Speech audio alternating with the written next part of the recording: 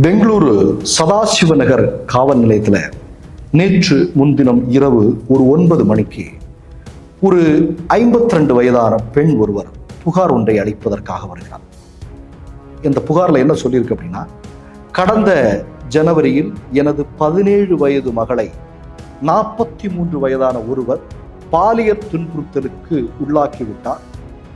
இதுல எங்களுக்கு உதவி செய்வதற்காக, இது தொடர்பான வழக்கில் உதவி செய்வதற்காக பிப்ரவரி 2ஆம் தேதி அன்றைய தினம் முன்னாள் முதல்வராக இருந்த பாஜகவுடைய எடியூரப்பாவை சந்தித்து பேசுவதற்காக சென்றேன். அவர் நடந்ததை எல்லாம் விரிவாக கேட்டுக்கொண்டார். உதவி செய்வதாக கூறினார். அதற்கு பிறகுதான்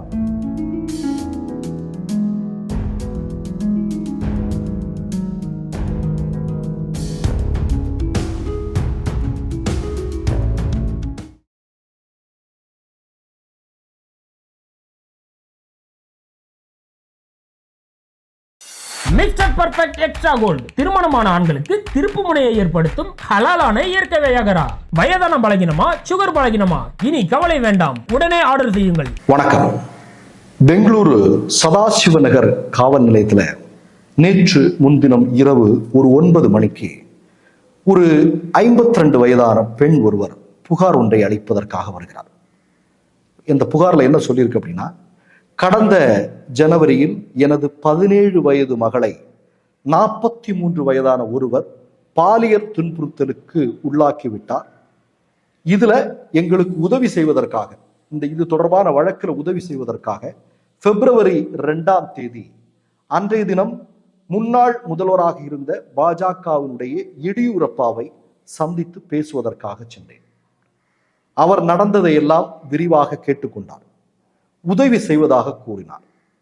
அதற்கு பிறகுதான் ரொம்ப முக்கியமா நடந்த விஷயத்தை நீங்க கவனிக்கணும்.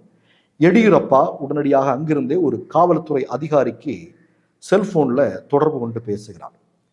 பின்னர் என்னுடைய மகளிடம் தனியாக பேச வேண்டும் என்று கூறுகிறார்.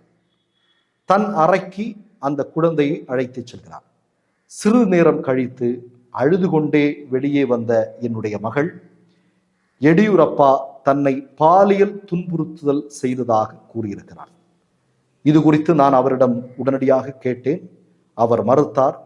எடியூரப்பா என்று சொல்லக்கூடிய நபர் செல்வாக்கான அரசியல்வாதியாக இருப்பதால் அவர் மீது புகார் அளிக்க அச்சமாக இருந்தது. தற்போது வழக்கறிஞரின் உதவியோடு நான் புகார் அளித்திருக்கிறேன் என்று அந்த 53 வயது தாய் சொல்லியிருக்கிறார். நான் என்ன கேட்குறேன் அப்படின்னா, நல்லா கேட்டுங்க. ஒரு பாஜகவுடைய இப்போ மோடி மாதிரி இன்னைக்கு மோடி, அமித்ஷா, நட்டா, எடியூரப்பா இவங்கெல்லாம் தான் கொஞ்சம் சீனியர் லீடர்கள். இன்னைக்கு பாஜகவில் இருக்கக்கூடிய ஒரு சீனியர் லீடர்கள்.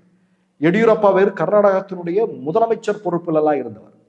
அப்படி பொறுப்பில் இருந்த ஒருத்தரை தன்னுடைய மகள் பாதிக்கப்பட்டாள், பாலியல் துன்புறுத்தலுக்கு உள்ளாக்கப்பட்டாள் அப்படிங்கிறது தெரிஞ்சு ஒரு தாய் உதவி கேட்டு போறாங்க.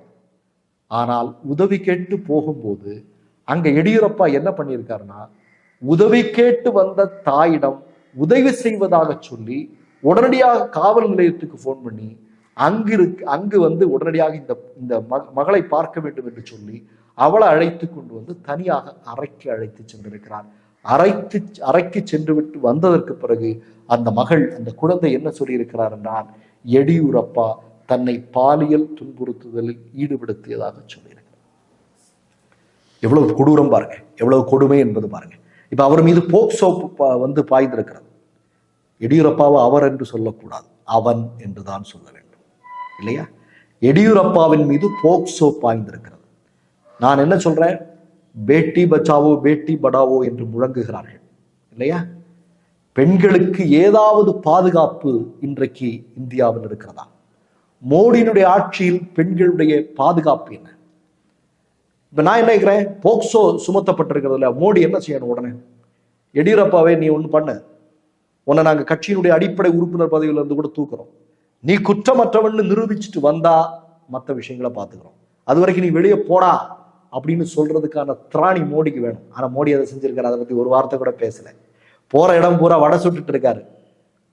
என்ன வடை சுட்டுட்டு இருக்கிறாரு? மேரா பாரத் மேரா பரிவார். இல்லையா? அப்படித்தானே சொல்லிட்டு இருக்காரு. நான் கேட்கிறேன், உங்களுடைய ஆட்சி காலத்தில் மணிப்பூரில் இருக்கக்கூடிய எங்களுடைய சகோதரிகளுடைய நிலைமையை பற்றி நான் சொல்ல வேண்டுமா? ஹத்ராஸில் என்ன நடந்தது என்பதை பற்றி நான் சொல்ல வேண்டுமா? உனாவோவில் என்ன நடந்தது என்பதை பற்றி நான் சொல்ல வேண்டுமா? ஹரியானா மல்யுத்த வீராங்கனைகளுக்கு என்ன நடந்தது என்பதை பற்றி நான் சொல்ல வேண்டுமா? குஜராத்திலும் பாஜக ஆளக்கூடிய மாநிலத்திலும் பல லட்சம் பெண்களை காணோம் என்று பத்திரிகைகளில் கொட்டை எழுத்தில் செய்தி வந்து கொண்டிருக்கிறதே, அதை பற்றி சொல்ல வேண்டுமா? பெண்களுடைய நிலைமை என்ன மோடியினுடைய ஆட்சியில்? பெண்கள் மிகவும் பாதுகாப்பற்றவர்களாக, மிகவும் அச்சத்தோடு வாழ வேண்டியவர்களாக மாற்றப்பட்டிருக்கிறார்கள், மாறிக்கொண்டிருக்கிறார்கள் என்பதானே உண்மை. இதுல வேற வந்திருந்து வடை சொல்றது, ஓரளவுக்கு கொஞ்சமேனும் நேர்மை அப்படிங்கிறது பாஜக கிட்ட இருக்கு அப்படின்னா எடியூரப்பாவை கட்சியினுடைய அடிப்படை உறுப்பினர் பதவியிலிருந்து தான் நீக்கம் செய்ய வேண்டும். ஒன்றை உறுதியா சொல்றேன், இப்ப இந்த செய்தி வந்து கர்நாடகம் முழுவதும் மிகப்பெரிய அளவில் பேசுபொருளாக மாறி இருக்கிறது. ஒரு இடத்தில் கூட அங்கே பாஜக வெற்றி பெறாது என்று சொல்கிறார்கள். பாஜகவை கர்நாடகம், தமிழ்நாடு தான் முன்னுதாரணமாக திகழ்ந்தது. கர்நாடகத்தை மன்னிக்கவும், தமிழ்நாடை ஒட்டி கர்நாடகமும் இன்றைக்கு பாஜகவை பாலியல் ஜல்சா கட்சி என்று அழைக்க ஆரம்பித்திருக்கிறது. மற்றொரு நிகழ்வில் சந்திப்போம். நன்றி, வணக்கம். மை நேம் இஸ் ரெட் சேனலை சப்ஸ்கிரைப் பண்ணிக்கோங்க. அதுக்கப்புறமா பக்கத்தில் இருக்கிற ஜாயின் பட்டனை கிளிக் பண்ணீங்கன்னா ஒரு நியூ பேஜ் ஒன்று ஓப்பன் ஆகும். அதுலயும் ஜாயின் பட்டனே கிளிக் பண்ணிக்கோங்க. அதுல பாத்தீங்கன்னா credit R debit card options இருக்கு. இதுல உங்களுக்கு விசா, மாஸ்டர் கார்டு, ரிப்பே அப்படின்னு 3 ஆப்ஷன்ஸ் கொடுத்துருக்காங்க. அதுல நீங்க எந்த கார்டு சூஸ் பண்றீங்களோ அந்த கார்டோட நம்பர் என்டர் பண்ணிக்கோங்க. அப்புறமா கார்டோட வேலிடிட்டி மந்த் அண்ட் இயரை டைப் பண்ணிக்கோங்க. அடுத்தபடியா உங்க கார்டோட பின்னால சிவிசி கோடுன்னு சொல்லிட்டு 3 நம்பர்ஸ் கொடுத்துருப்பாங்க. அந்த நம்பர் இதுல என்டர் பண்ணிக்கோங்க. அப்புறமா அட்ரஸ் அண்ட் இன்ஃபர்மேஷன் என்டர் பண்ணிட்டு பைங்கிற பட்டனை கிளிக் பண்ணிக்கோங்க. ஒருவேளை உங்க கார்டு நம்பர் இன்வாலிட்னு காமிச்சிச்சுன்னா உங்க கார்டுல இன்டர்நேஷனல் யூசேஜை எனேபிள் பண்ணுங்க.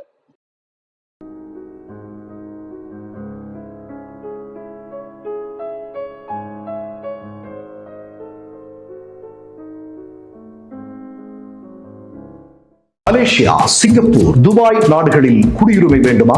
வெளிநாடுகளில் வெற்றிகரமாக இயங்கிக் கொண்டிருக்கும் பெரும் தொழில் நிறுவனங்களில் முதலீடு செய்ய விரும்புகிறீர்களா? பொது வர்த்தகங்களில் ஏற்றுமதி இறக்குமதி செய்ய வேண்டுமா? உடனடி தொடர்பு கொள்ளுங்கள்.